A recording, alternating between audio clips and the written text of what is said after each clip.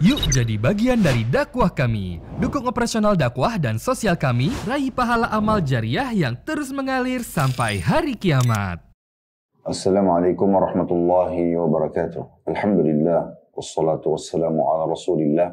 Segala puji dan puja kehadirat Allah subhanahu wa ta'ala, juga salawat dan taslim kepada Nabi besar Muhammad sallallahu alaihi wa ala alihi wa sahbihi wasallam. Semoga saja semua mengikuti acara ini, baik live ataupun siaran ulang, online ataupun offline tentunya, dikabulkan semua hajat-hajat dunia akhiratnya, diampuni dosa-dosanya, diterima seluruh amal-amal solehnya, dan dipanjangkan umurnya di atas ketaatan kepada Allah subhanahu wa ta'ala, kesempurnaan iman, ilmu, dan amal saleh, serta juga dijauhkan dari segala macam pelanggaran. Dan semoga Allah subhanahu wa ta'ala senantiasa menjaga negara kita, para pemimpin kita, menjaga kemerdekaan, persatuan dan kesatuan kita, serta juga selalu memberkahi, menambahkan seluruh rezeki dari seluruh penjuru negeri ini, dan juga selalu meningkatkan kualitas dan kuantitas kita, sehingga menjadi negara contoh bagi negara-negara yang lain. Dan siapapun yang menginginkan keburukan bagi Islam, bagi negeri tercinta ini, bagi para pemimpin-pemimpin, dan juga umumnya masyarakat Indonesia, semoga Allah kembalikan tipu daya mereka kepada diri mereka sendiri. Dan semoga Allah menyatukan kita kelak di surga Firdausnya tanpa hisab. Allahumma amin. Saudara Siman, seperti biasa kita akan coba melanjutkan poin-poin terakhir berhubungan dengan masalah bedah buku 100 ide praktis mendidik keluarga menjadi saleh.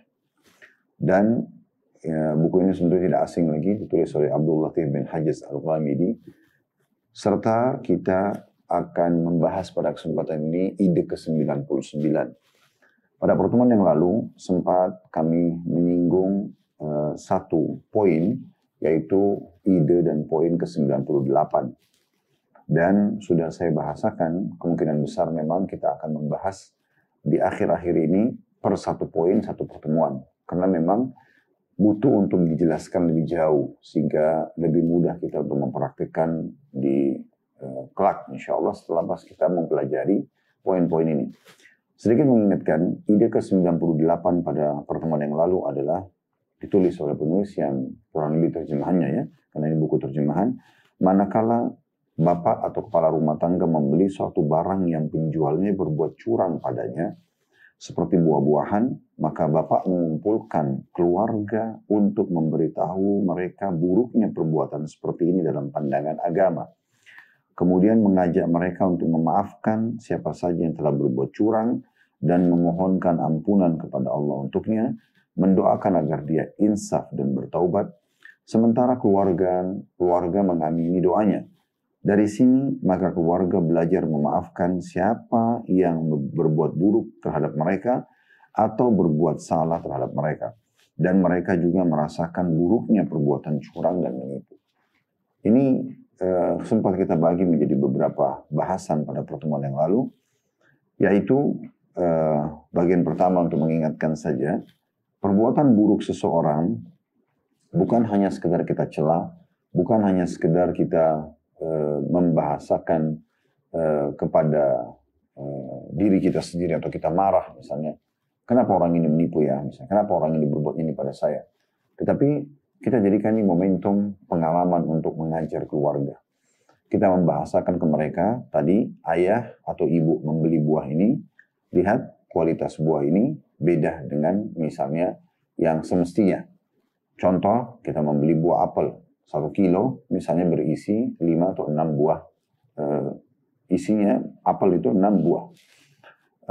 Maka kita bisa memperlihatkan ternyata dari 6 buah ini ada 4 yang bagus, yang 2-nya buruk misalnya. Atau ada 1 yang bagus, 5-nya buruk contohnya. Kita membahasakan kalau buah seperti ini harusnya tidak layak dijual dengan harga begini. Atau bahkan ada yang sudah tidak layak dijual mungkin karena sudah rusak misalnya. Maka kita jadikan itu momentum untuk belajar sebenarnya. Bukan hanya sekedar rugi 6 buah, tetapi kita jadikan sebagai pelajaran yang sangat penting. Sehingga keluarga, terutama anak-anak, belajar dari apa yang sedang terjadi. Hal ini perbuatan tidak boleh, dan Nabi SAW mengatakan, "Man ghasyana falaysa minna." Siapa yang menipu kami bukan dari golongan kami, maksudnya ini adalah dosa. Ya, kalau orang melakukannya. Dan juga hal yang lain adalah kita segera selain memberikan gambaran perbuatan itu buruk dalam agama, kemudian kita mengajak mereka agar pelaku seperti ini kita jadikan sebagai momentum untuk memaafkan dan mendoakannya. Jadi bagaimana kita memaafkan kesalahan orang lain, karena semua orang bisa berbuat salah, sekaligus kita doakan agar dia diampuni, dia diberikan kesempatan untuk insaf dan taubat, sehingga dia meninggalkan perbuatan salah. Nah dari sini keluarga ini bisa belajar 3 poin besar, yaitu tidak bolehnya curang, dan bagaimana agama menggambarkan tentang hukuman orang yang melakukan perbuatan ini. Yang kedua adalah bagaimana belajar untuk memaafkan kesalahan orang lain, mendahulukan itu dulu.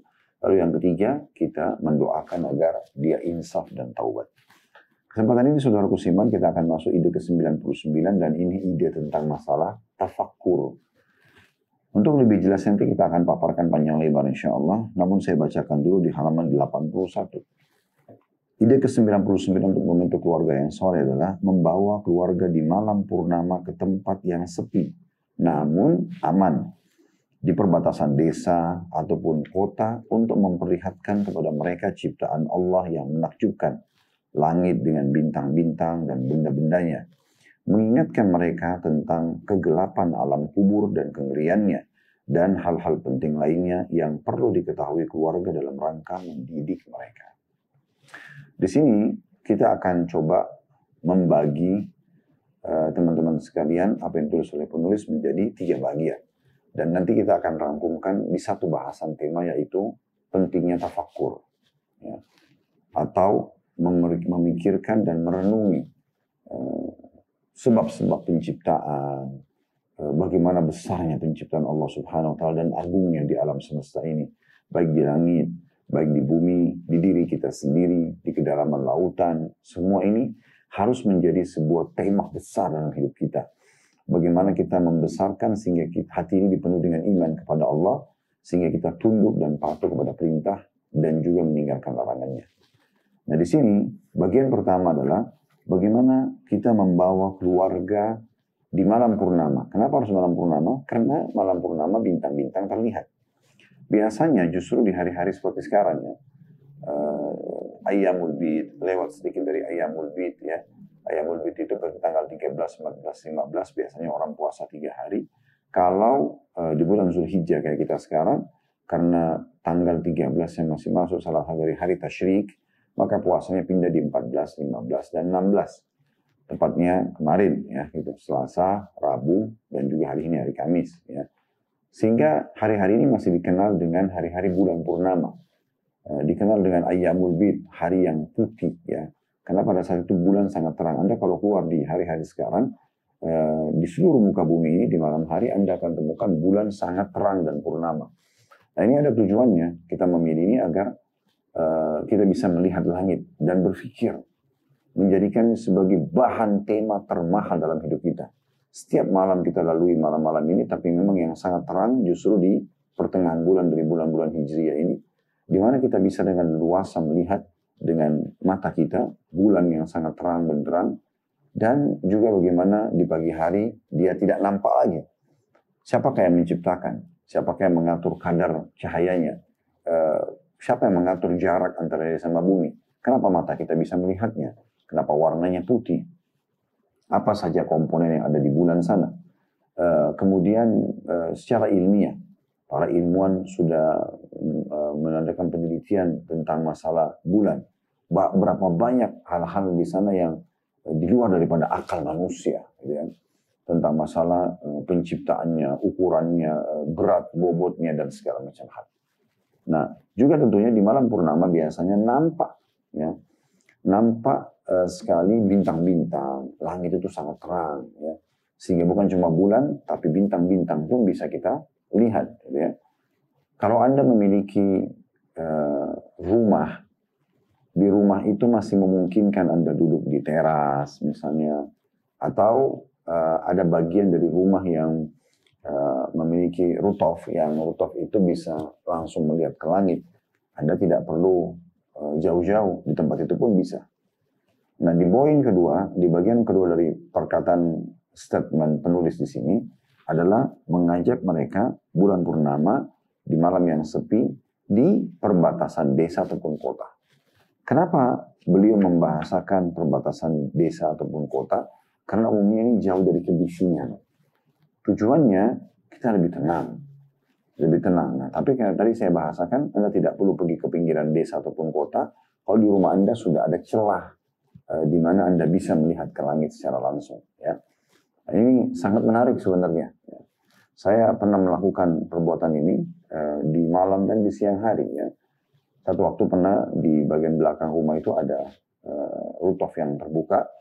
Dan saya coba merenung sejenak. Bahkan saya sempat rebahan sambil melihat dengan mata terlepas untuk melihat ke langit sana. Kemudian coba berpikir, merenung gitu ya. Terlebih lagi kalau lampu itu dimatikan ya.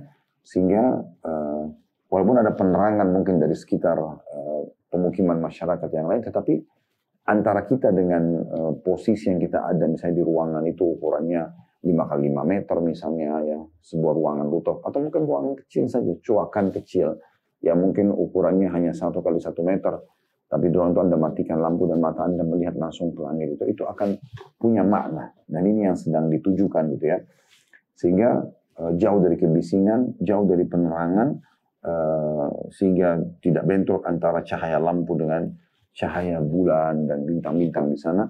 Nah ini tujuannya, heningnya suasana, terlepasnya mata kita melihat ke langit itu bagian daripada hal yang sedang jadi target.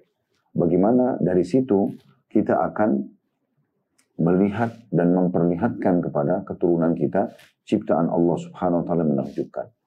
Langit dengan bintang-bintang dan benda-benda yang ada di sana. Kemudian bagian ketiga, setelah kita merenungi ini, tentu bisa dikembangkan dengan melihat ke bumi. Ya. Saya juga pernah lakukan pada saat saya masih mahasiswa, kalau sedang belajar mau ujian, saya sering pergi ke bagian belakang kampus, kami kebetulan padang pasir yang masih luas. Walaupun sekarang sudah cukup banyak bangunan dan sudah dibanguni ya di atas tanah-tanah tersebut, tapi waktu saya masih mahasiswa itu cukup banyak, mungkin ada setengah wilayah kampus itu masih kosong. Jadi itu padang pasir. Maka saya duduk sambil merenung, sambil membaca buku dan saya melihat di penciptaan Allah SWT di padang pasir itu dengan pandangan yang terlepas gitu ya, maksudnya lapang sekali melihatnya. Ini bisa jadikan bahan tafakur. Siapa yang menciptakan butiran-butiran pasir itu dengan gundukan-gundukannya, kemudian ada pohonnya di situ. Kalau mungkin kita di Indonesia tidak harus di padang pasir, mungkin kita pergi ke satu daratan luas ya. Bahkan sekarang dengan media pun di YouTube, di Instagram, Anda dengan sangat mudah misalnya mengetik pesona alam Nusantara misalnya atau apa ya, mungkin Anda akan lihat ada hamparan tanaman padi petani ya, gunung-gunung dengan pohon-pohonnya misalnya. Kita bisa jadikan sebagai bahan renungan semua itu ya, bahwasanya keindahan ini pasti punya pencipta. Ada yang menciptakan, ada yang mengatur ya. Hujan yang turun, saya berapa kali melihat cuplikan sebagai bahan tafakur di media, khusus untuk melihat cuplikan hujan saja. Hujan yang turun, yang gerimis, yang deras, semua itu punya pelajaran yang sangat besar. Kalau ini tidak mungkin, tidak ada yang menurunkannya. Siapa menciptakan hujan itu? Siapa yang mengatur kadar yang turun? Ya, dan siapa yang mengatur juga pengalirannya? Nah kalau dia buntu, tanda kutip di sini, maka bisa menyebabkan banjir misalnya. Itu biasa terjadi di beberapa kota ya, kalau memang tidak ada penyerapan air yang cukup. Tapi umumnya air-air hujan kalau turun itu ada penyerapannya dan sudah seperti tertata. Contoh misalnya sebagai contoh di hutan-hutan ya, tidak ada manusia yang huni, tapi bisa saja air-air tersebut terserap dengan baik. Ini pasti ada yang mengaturnya. Gitu ya. Kadang-kadang hujan turun di satu titik, kita bisa melihatnya di sebelahnya tidak jauh dari situ tidak turun hujan misalnya. Siapa yang mengatur semuanya? Ada bagian awan yang turunkan hujan di titik tertentu, titik A misalnya, di titik B-nya tidak turun hujan. Ini bagian hal yang perlu menjadi sebuah barang renungan, itu kan tafakkur. Dan ini penting sekali, teman-teman sekalian, untuk kita renungi bersama-sama. Begitu juga dengan kalau kita mau pindah ke lautan misalnya, begitu juga sama. Kita coba merenungi bagian lautan tersebut ya, dengan melihat hamparan yang sangat luas di pinggir pantai misalnya ya. Belum lagi kalau kita menyelam atau kita melihat di media tentang ciptaan Allah di dalam lautan, berbagai macam jenis hewan-hewan di sana. Tadi ikan kecil sampai yang besar, ada udang, ada cumi, ada segala macam hal, ya, ada gurita dan seterusnya, segala macam yang tidak asing ikan-ikan atau jenis hewan yang ada di lautan. Dan lautan itu 5 kali lipat dibandingkan besarnya daratan di muka bumi. Artinya di sana banyak sekali keajaiban yang luar biasa. Dan Allah jadikan itu sebagai tanda-tanda untuk kita merenung dan memikirkan bagaimana ciptaan lautan itu juga. Di diri kita sendiri. Kita juga bisa bertafakkur, merenungi bagaimana jari-jari ini, ya, kemudian kuku di sini, kemudian berapa banyak kalau secara ilmiah ya, sendi-sendi yang ada di sini, 360 sendi di tubuh kita. Kemudian ada tulang di dalamnya, ada lapisan otot-otot, urat saraf ya, kemudian kulit. Ini siapa yang menatanya semua dengan begitu rapinya? Di dalam tubuh kita ini ada darah mengalir.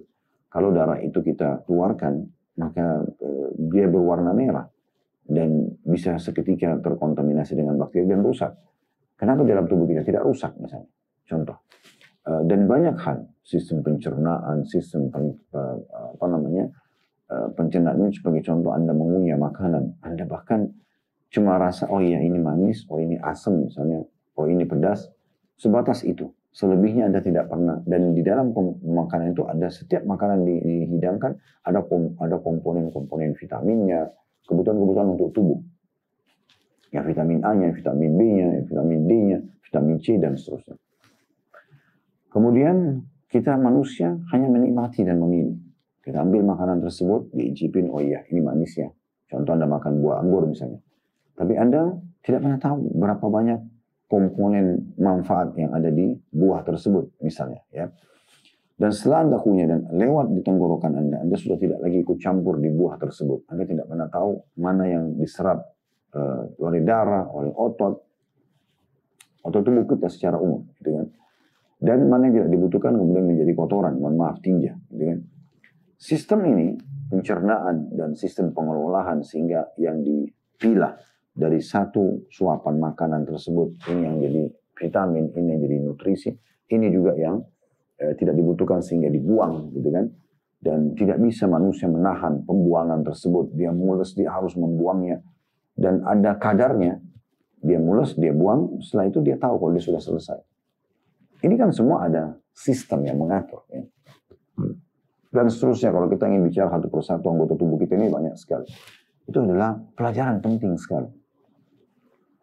Kemudian kita pindah ke bagian ketiganya, yaitu bagaimana juga kita mengingatkan setelah menanamkan keimanan kepada Allah Subhanahu wa taala tentang bertafakkur, maka kita mengingatkan tentang masalah adanya hari pulang kepada Allah Subhanahu wa taala, adanya kematian di tempat yang sunyi dan hening tadi, adanya kehidupan di alam kubur, bagaimana orang mukmin kalau meninggal itu akan ruhnya akan keluar dan sangat mudah.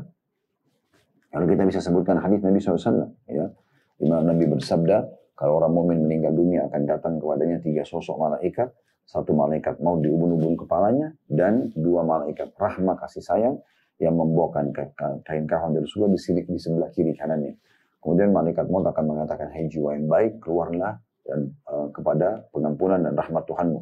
Maka ruh itu keluar, ya, dikeluarkan oleh malaikat maut, belum sesaat keluar, dipegang oleh malaikat rahmat dan dibungkus dengan kafan dari surga.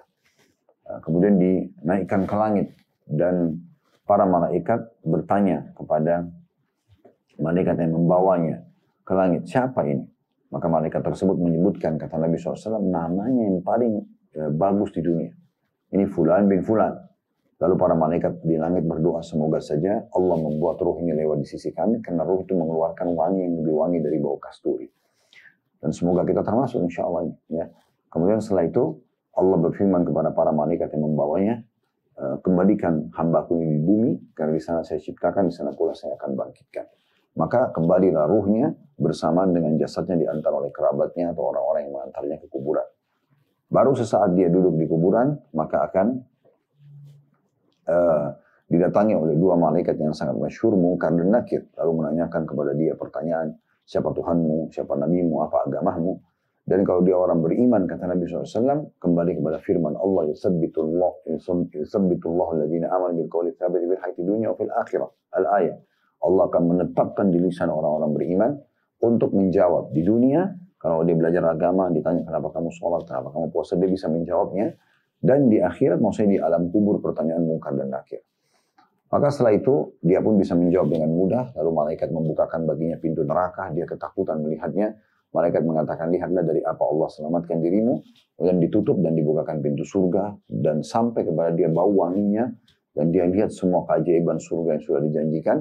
Maka malaikat mengatakan, ini tempat kamu sekarang. Si mayit itu pun berdoa. Seraya mengatakan, ya Allah, cepatkanlah waktu karena aku ingin menuju ke surgaku. Cepatkanlah waktu karena aku ingin menuju ke surgaku. Lalu kemudian Allah mengatakan kepada para malaikat, bentangkan permadani dari surga dan luaskan kuburannya seluas pandangan mata. Kemudian sebaliknya kata Nabi SAW, kalau orang kafir, orang munafik, orang musyrik, maka akan datang 3 sosok malaikat kepadanya. 1 malaikat mau dibunuh-bunuh kepalanya dan 2 malaikat penyiksa yang ada di kiri kanannya yang membawa kain kafan dari neraka. Lalu malaikat maut akan berkata, hai jiwa yang busuk, keluarlah kepada murka Tuhanmu. Maka ruhnya berantakan di tubuhnya, tidak mau keluar. Lalu malaikat maut menarik dengan sangat keras. Sampai kata Nabi SAW, ibaratnya ruh itu berantakan seperti bulu domba yang basah. Dililitkan di pohon berduri, kemudian ditarik dengan keras sehingga berantakanlah bulu domba tersebut. Lalu kemudian belum sesaat keluar, ditangkap oleh atau dipegang oleh malaikat penyiksa, dibungkus dengan kafan dari neraka. Baru tiba di pintu langit pertama saja, para malaikat mengatakan, siapa ini? Sungguh buruk ruh ini. Karena dia mengeluarkan bau lebih busuk daripada bau bangkai. Maka malaikat penyiksa mengatakan, dia adalah Fulan bin Fulan, disebutkan namanya yang paling buruk di dunia. Lalu Allah pun berfirman, karena tidak diizinkan ruhnya naik ke atas, sebagaimana ruh orang beriman tadi, catatkan hambaku ini termasuk ahli neraka, dan kembalikan dari dunia, di sana saya ciptakan, di sana pula saya bangkitkan. Ruhnya dikembalikan ke kuburan bersamaan dengan jasadnya diantar, 3 langkah pengantarnya pulang, dan dia masih bisa mendengarkan trompas sendarnya, mirip dengan orang beriman juga tadi ini belum saya sempat sebutkan, tapi sama, 3 langkah pengantar pulang masih bisa didengar trompas sendar mereka. Setelah itu mayit sudah tidak bisa mendengar lagi. Kemudian malaikat mungkar nakir datang dan menundukkan dia, lalu menanyakan kepadanya, siapa Tuhanmu, siapa nabimu, apa agamamu. Dia cuma mengatakan, saya tidak tahu, saya cuma ikut-ikut dulu orang berkata apa. Lalu dibukakan baginya pintu surga sampai kepada dia lihat keajaiban itu sampai kepadanya pemandangan yang sangat indah itu. Lalu dia kagum, kata malaikat, lihat kamu haramkan diri kamu dari apa? Tadinya kau bisa masuk sini kalau kau beriman. Ditutup lalu dibukalah pintu neraka. Dikatakan ini tempat kamu sekarang, lalu pun dia ketakutan dan dia mengatakan, ya Allah, jangan cepatkan waktu karena aku tidak ingin menuju ke nerakaku. Lalu kemudian Allah datangkan malaikat yang tidak punya penglihatan dan pendengaran. Allahu a'lam seperti apa tadi kita imani apa adanya. Membawa sebuah besi yang kalau seluruh jin dan manusia bersatu untuk membalikan mereka tidak akan mampu. Yang akan memukul si mayit tadi ini dan pada saat dipukul akhirnya dia akan teriak dan semua makhluk Allah mendengarkan teriakan tersebut kecuali jin dan manusia yang kalau mereka mendengarkan mereka akan meninggal seketika. Nah ini bahan renungan, gitu ya. Saya pernah menghadiri jenazah salah satu kerabat dan saya menyampaikan kisah ini di kuburan waktu itu ya di Jawa Timur. Dan subhanallah saya tidak bermaksud, tapi di situ ada banyak sekali jemaah yang hadir dan mereka meneteskan air mata karena banyak yang belum pernah mendengarkan riwayat seperti ini. Dan Nabi SAW memang mengingatkan momentum-momentum penting di hari kematian seseorang itu untuk dijadikan sebagai pembelajaran ya. Sebagaimana juga dalam riwayat yang lain, beliau pernah melihat ada sahabat mau diturunkan di kuburan, maka beliau pun duduk di atas lutut beliau sambil meneteskan air mata, dan sampai air mata beliau terjatuh di tanah, dan beliau mengatakan, untuk keadaan seperti inilah, kalian harus ya bermuhasabah atau introspeksi diri, atau punya persiapan. Au kama qala Nabi SAW. Nah ini, di malam yang tafakkur tadi, kita bisa tunggangi keadaan itu, karena lebih mudah untuk masuk ke dalam hati. Begitu juga ya, kita bisa melanjutkan lebih jauh berhubungan dengan masalah adanya hari kebangkitan, adanya surga dan neraka ya. Kalau Anda sudah punya bekal ilmunya, maka itu sangat berefek. Nah ini bagian yang kita bisa bagi dari poin nomor 99. Sekarang untuk lebih jauh teman-teman sekalian, tentu pertemuan akan datang khusus nanti kita bahas ide ke-100 dan penutupan buku kita. Sekarang kita coba menambah dengan beberapa penjelasan berhubungan dengan masalah tafakkur ini yang merupakan bagian daripada perintah dalam agama. Bahkan ya, kita tidak asing tentunya dengan banyak sekali firman Allah Subhanahu wa taala yang memerintahkan kita untuk bertafakkur, merenungi ya ciptaan Allah Subhanahu wa taala di alam semesta ini. Dan di antara ayat tersebut adalah surah Al-Imran, surah nomor 3 191 yang berbunyi alladzina yadhkuruna Allaha qiyaman wa qu'udan wa 'ala junubihim wa yatafakkaruna fi khalqis samawati wal ard Rabbana ma khalaqta hadza batilan subhanaka faqina adzabannar. Yang artinya orang-orang yang mengingat Allah sambil berdiri, duduk, atau dalam keadaan berbaring. Dan mereka memikirkan tentang penciptaan langit dan bumi, seraya mereka mengucapkan, ya Tuhan kami, tiadalah Engkau menciptakan ini dengan sia-sia, maha suci Engkau, maka peliharalah kami dari siksa neraka. Orang kalau melihat ke langit dan di bumi, dengan tujuan dan niatnya tafakkur, merenungi dan membesarkan penciptaan Allah yang dalam dirinya supaya memunculkan keimanan, maka ujung-ujungnya akan tertanam keimanan itu. Makanya Allah Subhanahu wa taala di sini selain memerintahkan untuk mengucapkan juga ya memastikan akan muncul perasaan itu. Makanya spontan akan keluar Rabbana ma khalaqta hadza batilan subhanaka faqina adzabannar. Wahai Tuhan kami, Engkau tidak ciptakan sia-sia ini. Langit yang luas, bumi yang terhampar, ya, langit dengan berbagai macam pergantian siang malam di sana, adanya awan yang berpindah-pindah, adanya awan yang membawa air, adanya bintang-bintang yang gemerlapan, adanya burung yang bisa berterbangan, yang Allah sebutkan dalam surah Al-Mulk, ma yumsikuhunna illa rahman. Tidak ada yang bisa menahan burung-burung tersebut kecuali Zat yang Maha Penyayang, ya, Allah Subhanahu wa taala. Lalu pergantian siang malam misalnya, ini semua menjadi bahan tafakur yang luar biasa. Ya. Itu juga di hamparan bumi, bagaimana luar biasa. Kita akan coba bacakan nanti ayat Al-Quran yang lain, mengajak kita untuk berpikir tentang gunung-gunung, lautan, sungai, dan segala macam hal, agar memunculkan keimanan. Dan memang Allah tidak ciptakan ini semua sia-sia. Maka setelah itu kita segera memohon kepada Allah, maka peliharalah kami dari siksa api neraka. Karena kita akan tetap, jangan sampai sudah melihat semua ini kita masih tetap kufur. Ya. Kenapa? Kata para ilmuwan muslim, ya, para ulama mengatakan, kenapa yang banyak meneliti di alam semesta ini, keluar angkasa, menekuni ilmu pengetahuan alam, kemudian di masa kita sekarang ya, kemudian yang mempelajari anatomi tubuh manusia, yang mempelajari tentang hewan-hewan, itu banyak sekali orang non-muslim, bahkan lebih banyak di antara mereka itu ateis. Karena sekarang banyak orang non-muslim itu, ya, orang Nasrani, Yahudi, mereka arahnya ke ateis. Ya. Mereka tidak yakin ada Tuhan, walaupun mereka mengatakan dirinya beragama ini, misalnya. Itu kenapa? Agar memang sampai kepada mereka sebuah pesan ini. Karena umat Islam tanpa mengadakan penelitian pun, sebenarnya dengan sedikit membaca ayat Al-Quran, merenunginya, dia sudah bisa langsung mengimani Allah Subhanahu wa ta'ala. Dalam ayat lain, surah Ar-Ra'd, surah nomor 13, ayat 2 dan ayat 3. Di mana Allah Subhanahu wa ta'ala juga memberikan rincian yang sangat dalam tentang penciptaan langit, bagaimana bisa tegak tanpa tiang.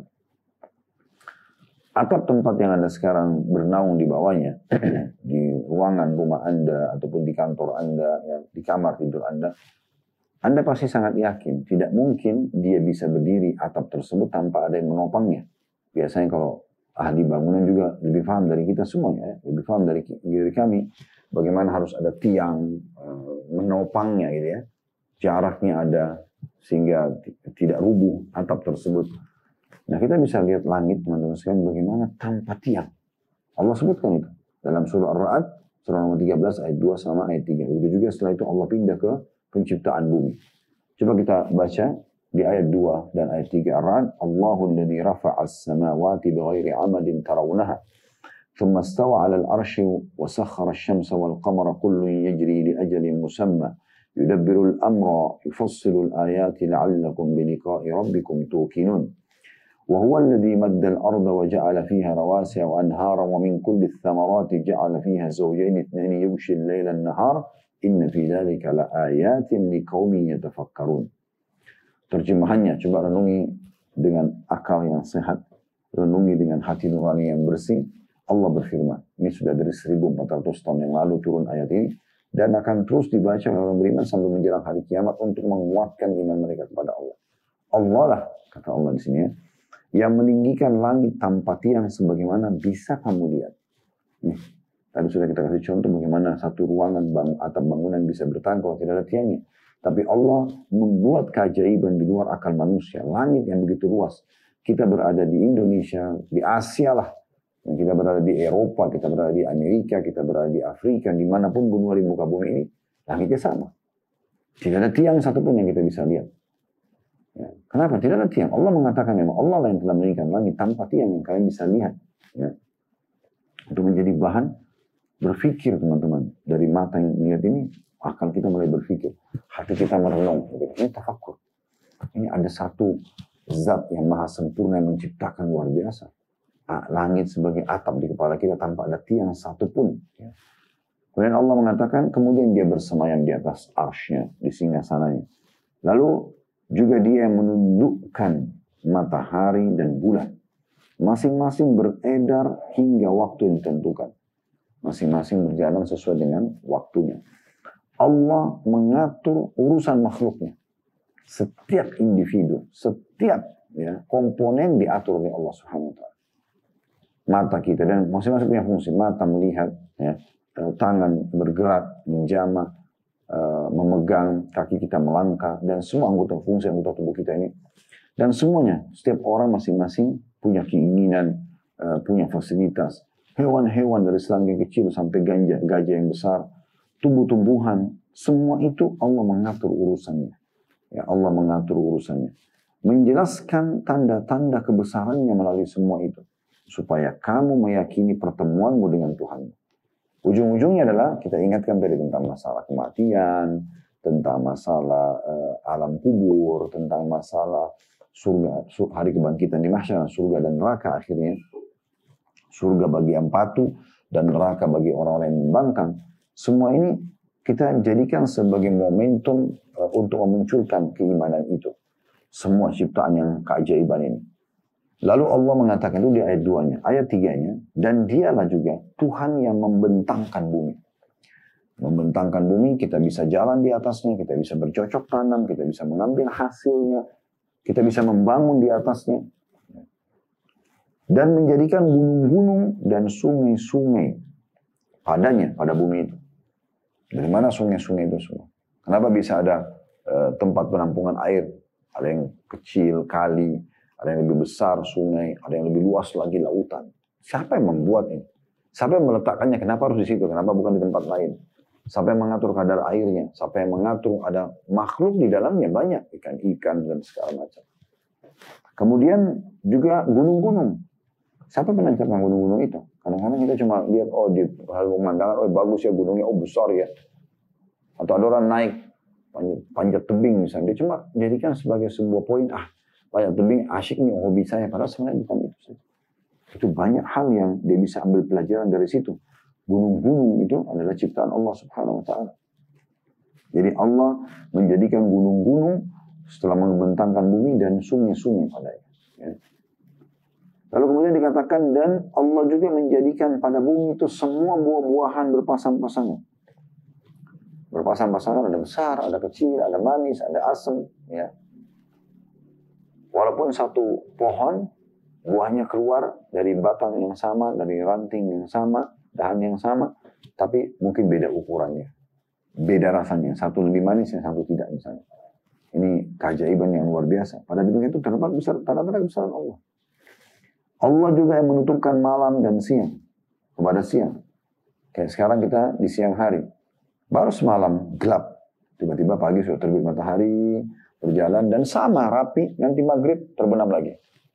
Istirahat, besok sama lagi. Ini berarti ada satu perputaran yang sangat luar biasa, yang sangat rapi. Allah satu-satunya zat yang mengatakan bahwasanya dialah yang telah menutupkan malam kepada siang. Sesungguhnya pada yang demikian ini terdapat tanda-tanda kebesaran Allah bagi kaum yang mau memikirkannya. Nah, mau yang tafakur, berpikir gitu ya. Pernah ditanyakan kepada Ummu Darda, kira-kira ibadah apa yang paling selalu dijaga oleh Abu Darda? Maka beliau mengatakan tafakur. Di mana Abu Darda lalu biasa keluar, melihat ciptaan langit, apapun di depannya bisa dijadikan sebagai momentum untuk berpikir, bertafakur. Ya. Bagaimana sini sering kami kasih contoh di pengajian-pengajiannya, kalau Anda sedang pengen sekali makan buah, contoh misalnya anggur, pisang, ya, mangga, durian, manggis, apalah buah yang sering kita lihat lah ya, di negara kita misalnya, pepaya, misalnya contoh. Kalau Anda hanya sekedar lagi pengen makan anggur, lagi pengen makan manggis, lagi pengen makan durian, udah beli, coba enaknya manisnya atau tidak manis, begitu tanggapannya selesai. Ini sayang sekali. Coba Anda lihat teman-teman sekalian, anggur itu siapa yang menata di tangkainya dengan begitu rapi? Siapa yang membuat anggur itu ada warna hijau, merah, hitam, dan kadang-kadang beda-beda rasa, ini lebih manis dari yang lainnya, gitu kan? Dan begitu luar biasa, pohonnya merambat, gitu kan? Makanya biasa orang pengusaha anggur itu dibuatin tempat untuk tanaman itu merambat, lalu dipanen lah. Siapa yang membuat itu teman-teman sekalian? Bahkan seringkali kita manusia membeli produk dijadikan seperti imitasi ataupun hiasan lah di rumah ya. Bentuk anggur, apakah itu bahannya keras, saya pernah lihat seperti bahan besi ya, tapi diukir seperti anggur lalu jadikan hiasan di rumah. Kadang-kadang dari plastik, kemudian dijadikan bahan hiasan di atas meja makan misalnya gitu ya. Kenapa manusia mau mencontohnya? Karena itu ajaib. Itu keajaiban. Dan lebih dalam daripada itu. Kalau seandainya kita menarik satu buah anggur dari tangkainya, maka kita bahkan manusia tidak mampu menancapkannya kembali. Dan kita pada saat tarik dengan sangat mudah kita menariknya.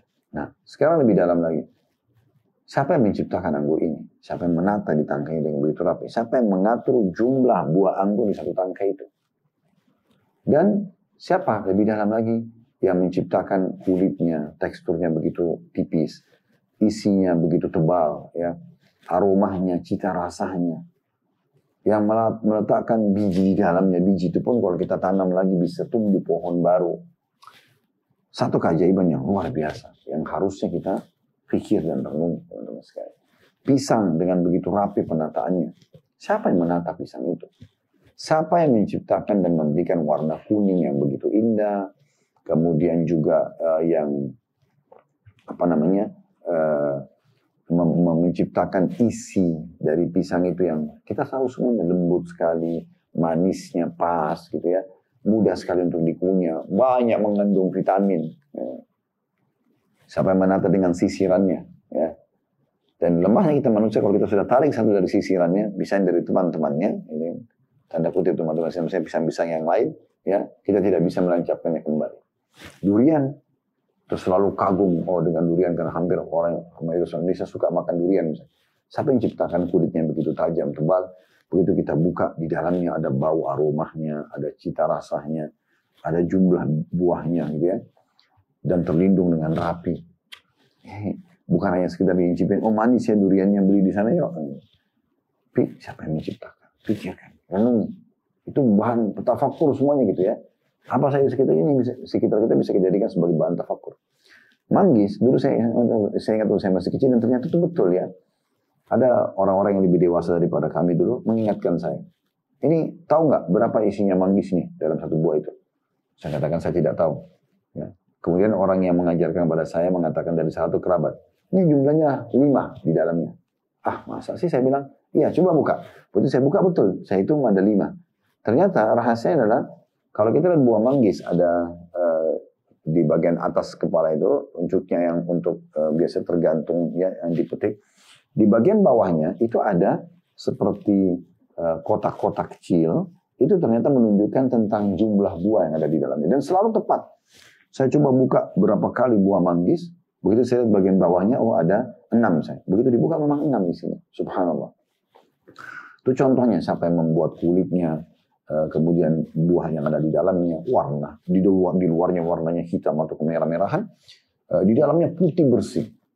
Dengan berbagai macam, belum kita bicara masalah komposisinya ya. Nutrisi yang di dalamnya itu luar biasa. Dan semua buah-buahan begitu. Jeruk ya, apel ya, segala macam. Semuanya adalah bahan tafakur teman-teman sekalian, bahan tafakur. Ya. Kemudian di dalam ayat yang lain, Allah tadi saya bilang juga kita akan coba bacakan tentang masalah lautan dalam surah Al-Jathiyah nomor 45 ayat 12 sampai ayat 13. Di mana Allah SWT berfirman, Allahu alladhi sakhara lakumul bahra litajriyal fulku bi amrihi wa litabtagu min fadlihi wa la'allakum tashkurun wa sakhara lakum ma fis samawati wa ma fil ardi jami'an min. Inna bidzalika laayatin liqaumin yatafakkarun. Allah lah yang menundukkan lautan untukmu. Salah satu fungsinya supaya kapal-kapal dapat berlayar padanya dengan seizinnya. Seizinnya N-nya besar dengan izin Allah. Nah Allah kalau tidak izinkan tidak bisa berlayar kapal-kapal itu. Dan supaya kamu dapat mencari karunia-Nya, ambil ikan-ikan, ya, bisa diperjualbelikan. Dan mudah-mudahan kamu bersyukur dengan itu semua. Kamu mengenal kamu punya Tuhan, kamu bersyukur kepadanya. Dan dia telah menundukkan untukmu juga apa yang ada di langit dan apa yang ada di bumi, semuanya. Ya. Sebagai rahmat dari sisinya, sungguhnya pada demikian terdapat benar-benar terdapat tanda-tanda kekuasaan Allah bagi kaum yang mau berfikir. Di sini kita bisa lihat bagaimana ya, Allah Subhanahu wa Ta'ala mengajak kita berfikir tentang lautan. Siapa yang menciptakan lautan itu? Ada tempat penampungan air yang begitu besar. Manusia mengadakan secara ilmiah, oh ternyata dalamnya laut ini sekian, lebarnya sekian gitu kan. Kapasitas dengan luas seperti ini bisa kita pelajari, ternyata kapasitas hewan di dalamnya mungkin sekian banyak. Atau ada jenis hewan tertentu yang tidak ada di tempat lain, misal contoh. Semua itu ya manusia juga bisa membuat kapal, kemudian kapal itu digunakan di atas lautan tadi, tanpa tenggelam, ya. Semua ini bukan begitu saja terjadi, ya. Allah yang ciptakan kita, Allah yang ciptakan lautan, Allah yang memberikan ilmu manusia untuk bisa menundukkan lautan tadi, menggunakannya, mengambil hasilnya, membuat kapal, menghirup udara yang ada di atasnya dan segala macam hal. Nah, begitu juga dengan kita mengambil hasilnya sebagai rezeki, ya. Ikan, udang, cumi, kepiting, apalah segala macam kita bisa ambil, lalu kita nikmati lagi. Bermanfaat bagi manusia, gitu ya. Dan ini semua tujuannya agar kita bersyukur kepada Allah Subhanahu Wa Taala dan kita merenungi kalau ada pencipta yang mengatur semua ini. Begitu juga Allah Subhanahu Wa Taala mengatakan bahkan di langit dan bumi ini semua ditundukkan untuk kalian. Ya, langit dan bumi diadakan oleh Allah untuk memenuhi kebutuhan kita, gitu kan? Di malam hari kita istirahat, di siang hari kita bekerja mencari rezeki dan seterusnya.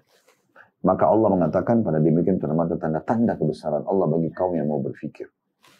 Itu juga lebih dalam lagi tentang masalah di diri kita sendiri. Tadi sudah kami janjikan ayatnya, yaitu disebutkan di dalam surah Az-Zariyat. Surah nomor 51 ayat 21. Wa fi anfusikum afala tubsirun. Surah nomor 51 Az-Zariyat ayat 21. Dan pada diri kalian sendiri, maka apakah kamu tidak memperhatikan keajaiban ciptaan Allah dalam diri kita? Ini sekarang saya bisa berbicara, Bapak Ibu bisa mendengar, ini sudah cukup menjadi bahan keajaiban yang luar biasa. Dari mana suara ini? Siapa yang membuat komposisi ini? 2 bibir, 1 lidah, gigi dengan berbagai macam jenisnya, ya.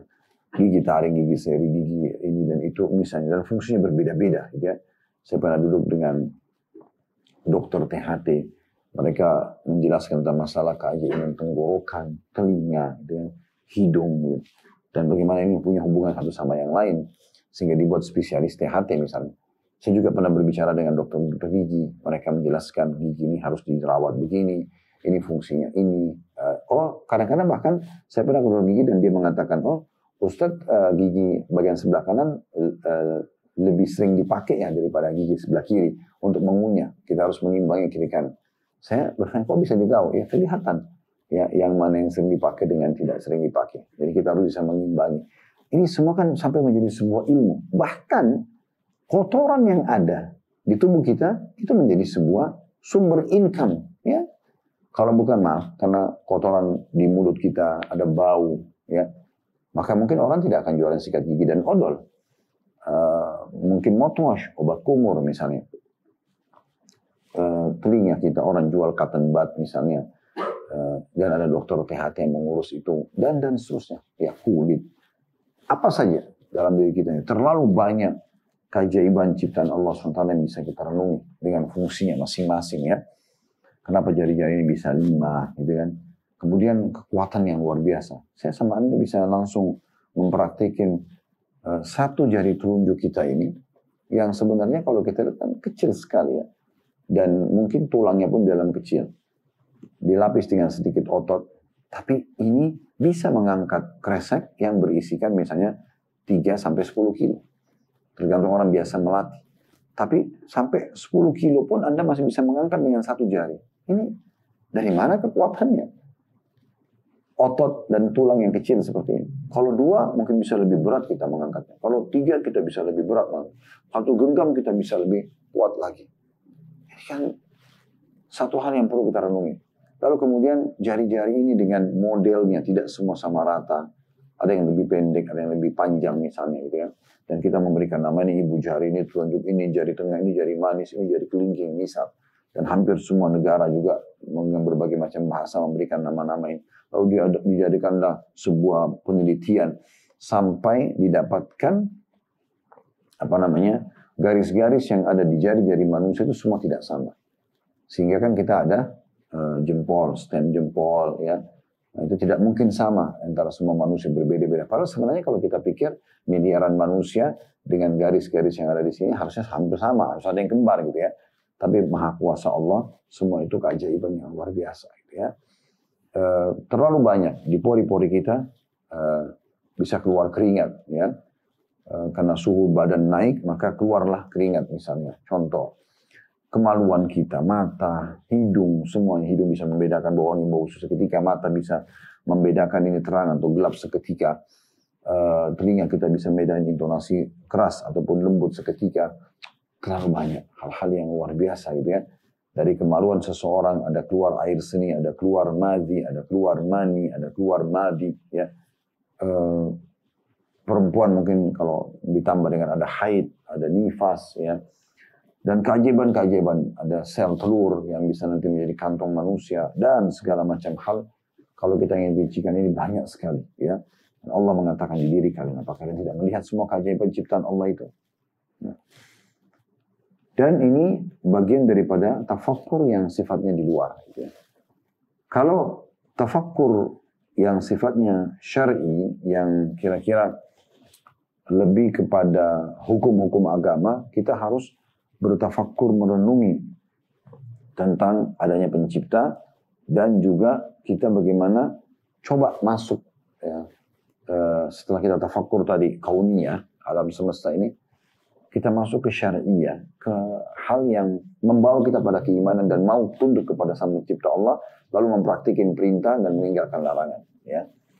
Maka ini Allah Subhanahu Wa Taala sebutkan contohnya dalam surah Shad, surah nomor 38 ayat 29, yang bunyinya Kitabun anzalnahu ilaika mubarakun liyadabbaru ayati wa liyadzakkaru ulul albab. Ini adalah sebuah kitab Al-Quran yang kami turunkan kepadamu, hai Muhammad, penuh dengan berkah, supaya mereka memperhatikan ayat-ayatnya dan supaya mendapat pelajaran orang-orang yang mempunyai akal fikiran. Jadi setelah yang kauniyah yang nampak tadi, dari alam semesta, langit, bumi, kedalaman lautan, bahkan diri kita sendiri yang sudah banyak dari panjang lebar kita berikan contoh-contohnya. Alhamdulillah, maka kita membawa ini semua kepada tadabbur ayat-ayat Al-Quran, merenungi apa pesan ilahi. Pencipta semua ini sedang menitip pesan apa kepada kita. Apa tujuan kita hidup, apa yang harus kita lakukan, apa yang tidak boleh kita lakukan, mana yang boleh kita nikmati dari makanan, minuman, pakaian, dan mana yang tidak boleh, misalnya yang biasa dikenal dengan halal haram. Semua itu membawa kita kepada tafakkur dan merenungi. Dan subhanallah, semua yang diajarkan di dalam Al-Quran, dalam hadits Nabi SAW, dan diperintahkan menjadi sebuah syariat atau hukum, pasti baik. Disuruh kita jujur, amanah, tanggung jawab, bakti sama orang tua, membantu orang susah, menjenguk orang sakit, baik-baik semuanya. Manusia menyukai itu. Ya. Ada orang susah kita bantu, ada orang sakit kita jenguk. Ya. Semua itu orang suka. Yang dilarang berbohong, menipu, mencuri, mengganggu orang lain. Ini dilarang dalam Islam. Berarti orang kalau menuju ke agama ini, dia akan terbawa kepada sesuatu yang positif, sesuatu yang baik gitu ya. Nah itu yang dimaksud dalam bab tafakkur juga ini. Ya. Jadi banyak orang kadang-kadang dia tafakkurnya hanya pada poin tadi kauniyah saja, apa yang nampak depan mata. Tapi dia tidak masuk ke tafakkur yang syariah yang lebih membawa dia akhirnya tunduk dan patuh kepada Sang Pencipta. Dia mau mentadabburi ayat-ayat Al-Quran sehingga dia mau mempraktikkan apa yang Allah perintahkan dan menjauhi apa yang Allah larang. Dia menikmati apa yang Allah halalkan, dia meninggalkan apa yang Allah larang atau haramkan.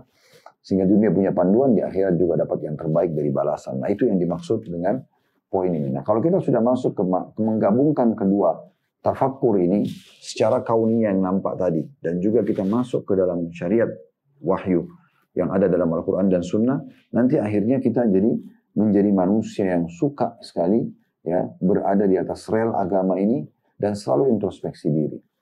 Terbentuknya pribadi-pribadi seperti Abu Bakar, Umar, Uthman, Ali, Talha, Zubair, Sa'ad bin Abi Waqqas, Sa'ad bin Mu'ad, Sa'ad bin Ubadah, sahabat-sahabat yang lain banyak sekali.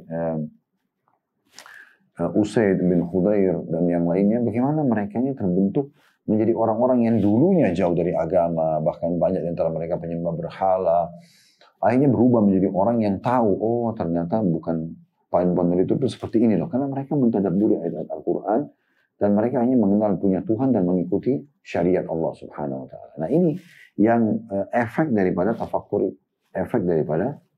itu. Bahkan Umar bin Khattab ya, saking kentalnya beliau dalam memahami tentang masalah tafakkur sampai beliau akhirnya melakukan sebuah statement, hasibu anfusakum qabla an tuhasabu. Hisab diri kalian sebelum kalian dihisab. Ada hari kebangkitan loh, ada Allah yang tidak menciptakan kita sia-sia. Di dunia terbatas loh. Semua amal-amal yang kita kerjakan baik kita akan terima pahalanya. Faman ya'mal mithqala dzarratin khairan yara. Sebab buat seperti biji sawi kebaikan dia akan terima dan diperlihatkan akan terima balasannya. Dan siapa yang berbuat keburukan akan diperlihatkan. Wa man ya'mal mithqala dzarratin syarran yara. Sebab buat seperti biji sawi dari keburukan akan diperlihatkan dan akan diminta pertanggungjawabannya. Lalu beliau mengatakan wazinu anfusakum qabla an tuzanu. Dan timbanglah diri kamu sebelum kamu ditimbang. Saya timbang ya amal-amalmu sekarang sebelum nanti ditimbang dan ternyata kurang. Fa innahu ahwanu 'alaikum fil hisabi gadan. Karena itu akan meringankan ya jika kalian nanti ya dihisab di hari kiamat nanti, karena kalian sudah hisab duluan di dunia. Kemudian beliau mengatakan antuhasibu anfusakum yawm ya. Fa innahu ahwanu 'alaikum fil hisabi gadan antuhasibu anfusakum al-yawm.